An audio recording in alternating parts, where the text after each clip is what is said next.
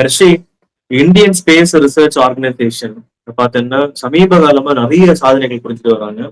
So இதனால நம்ம இந்தியால ஸ்பேஸ் ரிசர்ச்க்கான நிறைய விஷயங்கள் வந்து அண்டை நாடுகள் நம்மளோட ஹெல்ப் எல்லாம் கேட்டு வராங்க அப்படின்றதுலாம் நமக்கு பரவாயில்ல தெரியும்.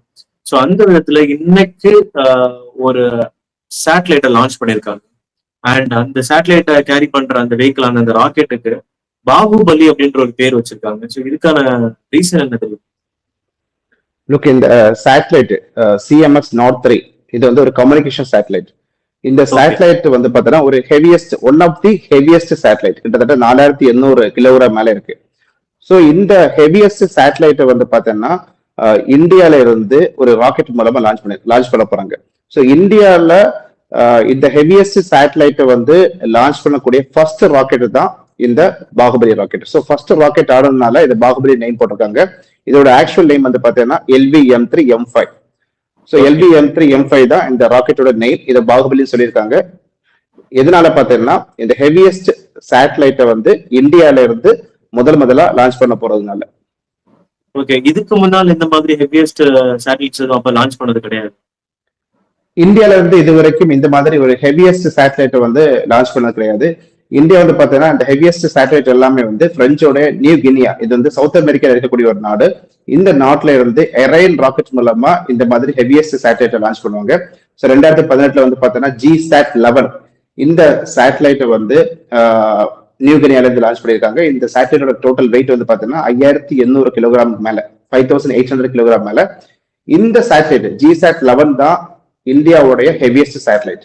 ஸோ இந்தியால இருந்து லான்ச் பண்ண ஹெவியஸ்ட் சேட்டலைட் வந்து பாத்தீங்கன்னா இப்போ இன்னைக்கு லான்ச் பண்ண சேட்டலைட். இதோடைய வெயிட் வந்து பாத்தீங்கன்னா அப்ராக்சிமேட்லி 4800. ஸோ CMS நாட் 3 தான் வந்து பாத்தீங்கன்னா இந்தியால இருந்து லான்ச் பண்ண heaviest satellite. So already heaviest satellites launch பண்ணியிருக்காங்க. இந்தியால இருந்து இது ஃபர்ஸ்ட் டைம் லான்ச் பண்றதுனால அதை கேரி பண்ற அந்த ராக்கெட்டுக்கு வந்து பாகுபலி அப்படின்ற நேம் வச்சிருக்காங்க. கரெக்ட். ஸோ பேசிக்கலி அந்த கம்யூனிகேஷன் சேட்டலைட் அப்படின்னா என்ன? கம்யூனிகேஷன் சேட்டலைட் வந்து பாத்தீங்கன்னா இந்தியால வந்து நெட்வொர்க், தென் இன்டர்நெட் ஃபெசிலிட்டிஸ், டிவி, தென் அதே மாதிரி மிலிட்டரி கம்யூனிகேஷன், நேவிகேஷன், இந்த மாதிரி வந்து பாத்தீங்கன்னா இன்ஃபர்மேஷன் கொடுக்கக்கூடிய ஒரு சேனல் தான் இந்த கம்யூனிகேஷன் சேட்டலைட். இந்த கம்யூனிகேஷன் சேட்டலைட் மூலமா வந்து பாத்தீங்கன்னா நமக்கு மக்களுக்கு எல்லாருக்குமே வந்து பாத்தீங்கன்னா கனெக்ட் பண்ண முடியுது. கனெக்ட் பண்றதுக்கான ஒரு இயந்திரம் தான் இந்த கம்யூனிகேஷன் சேட்டலைட். ஸோ கம்யூனிகேஷன்னா டெலிகம்யூனிகேஷன் மட்டும் கிடையாது. ஸோ பலவிதமான கம்யூனிகேஷன் உள்ளடக்குனதா இந்த கம்யூனிகேஷன் சேட்டலைட். கம்யூனிகேஷன் சேட்டலைட் ரொம்ப ரொம்ப இம்பார்ட்டன்ட். இப்போ GSAT சேட்டலைட் எல்லாமே வந்து பாத்தீங்கன்னா கம்யூனிகேஷன் சேட்டலைட் வரக்கூடியது. இந்த சேட்டலைட் நம்ம இப்போ CMS நாட் 3 வந்து பாத்தீங்கன்னா GSAT-7 ரீப்ளேஸ் பண்ணி அனுப்பி இருக்கக்கூடிய சேட்டலைட் தான் இந்த CMS நாட் 3 சேட்டலைட். இதுல LVM-3 அப்படின்னாங்க. ஸோ அது வந்து ராக்கெட்டோட ஒரு மாடலா இல்ல ஏதாவது ஸ்பெசிபிகேஷன் இருக்கா? ராக்கெட்டோட நெய்ம் தான். இந்த LVM-3 வந்து இதோட இன்னொரு நேம் வந்து பாத்தீங்கன்னா GSLV Mark 3 சொல்லுவாங்க. GSLV Mark 3 தான் LVM-3 சொல்றாங்க. ஸோ இந்த LVM-3 வந்து பாத்தீங்கன்னா ஹெவியஸ்ட் சேட்டலைட்டை லான்ச் பண்றதுக்காக கொண்டு வரப்பட்ட ராக்கெட். ஸோ GSLVங்கிறதே வந்து பாத்தீங்கன்னா ஹெவியஸ்ட் சேட்டலைட்டை லான்ச் பண்றதுக்காக கொண்டு வந்த ஒரு ராக்கெட் தான் வந்து இந்த GSLV. ஸோ இங்க ஜென்ரலி பார்த்தோம்னா ஒரு சேட்டலைட்டை லான்ச் பண்ணும்போது அந்த சேட்டலைட்டுக்கான ஒரு ஆர்பிட்டை நிர்ணயிச்சுட்டு அதுக்கப்புறமா அந்த சேட்டலைட்டை லான்ச் பண்ணுவாங்க. ஸோ இந்த கரெக்டா இந்த ஆர்பிட்ல போய் அது கரெக்டா செட்டில் ஆகுற வரைக்குமே அதோட அந்த கம்ப்ளீட் ப்ராசஸ் நடக்கும். அண்ட் அது எல்லாமே ஒரு ப்ரீ ஃபிக்ஸ்டு விஷயமா தான் ரிவால்வ் ஆகும்.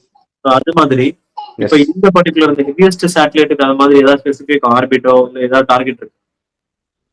ஜியோசிங்க்ரனஸ் டிரான்ஸ்ஃபர் ஆர்பிட், அதாவது ஜியோசிங்க்ரனஸ் டிரான்ஸ்ஃபர் ஆர்பிட்டை தான் வந்து இந்த சேட்டலைட்டை லான்ச் பண்ணியிருக்காங்க. சில சேட்டலைட் வந்து பார்த்தீங்கன்னா பூமி எப்படி சுத்துமோ அது கூட சுத்தும்.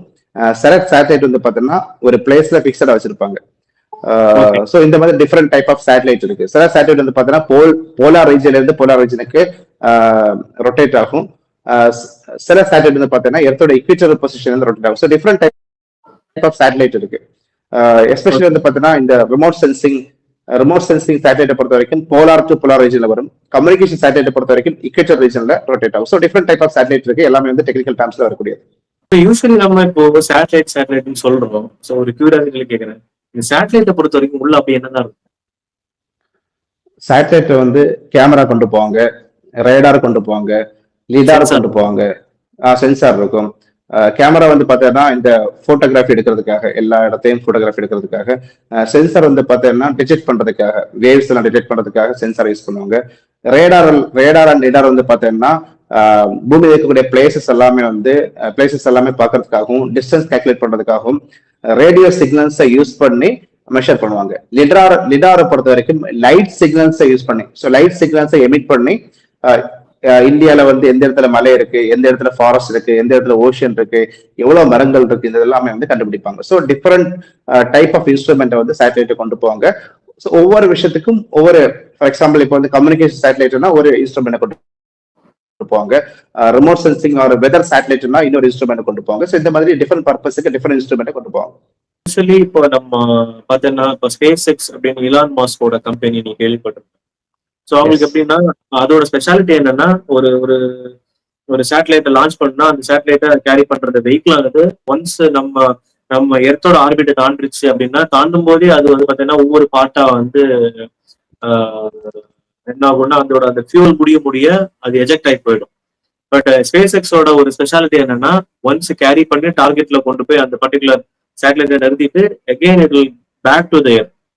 ஸோ அந்த மாதிரி இப்போ இந்தியால இருந்து இப்போ நம்ம அனுப்புற இந்த பாகுபலி ஆகட்டும், இப்போ நீ சொன்ன இந்த ஜிஎஸ்எல்வி சீரியஸ்ல இருக்கிற இந்த சேட்டலைட்ஸ் ஆகட்டும், ஸோ இதுக்கு இந்த மாதிரி ஸ்பெசிபிகேஷன் இருக்கு. என்ன மாதிரியான ராக்கெட்ஸ் எல்லாம் நம்ம இந்தியன்ஸ் கிட்ட இருக்கு, ஐஎஸ்ஆர்ஓ கிட்ட இருக்கு? நீ சொன்ன ராக்கெட்டோட டைம் வந்து பார்த்தீங்கன்னா ரீயூசபிள் லான்ச் வெஹிக்கிள். இந்தியாலயும் ரீயூசபிள் லான்ச் வெஹிக்கிளை வந்து எக்ஸ்பெரிமெண்டேஷன் பண்ணிட்டாங்க. ஸோ ரீயூசபிள் லான்ச் வெஹிக்கிளை வந்து எக்ஸ்பெரிமெண்டேஷன் பண்ணிட்டாங்க. லான்ச் வெஹிக்கிளை பொறுத்த வரைக்கும், அதாவது ராக்கெட்டை பொறுத்த வரைக்கும் இந்தியாவில் வந்து இனிஷியலி கொண்டு வந்தது ASLV, augmented satellite launch vehicle.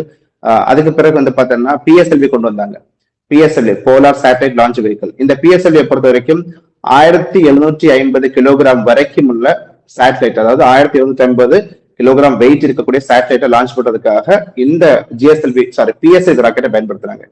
Heavy satellite, அதாவது வெயிட் இருக்கக்கூடிய சேட்டலைட்டை வந்து லான்ச் பண்றதுக்காக ஜிஎஸ்எல்வி கொண்டு வந்தாங்க.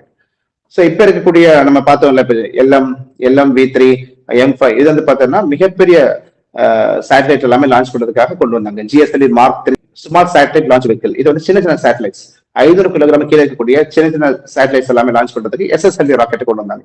ஸோ இந்த மாதிரி டிஃபரெண்ட் பர்பஸுக்கு டிஃபரெண்ட் வெயிட்டா இருக்கக்கூடிய சேட்டலைட்ஸ் அனுப்புறதுக்கு டிஃபரெண்ட் ராக்கெட் இந்தியால இருக்கு.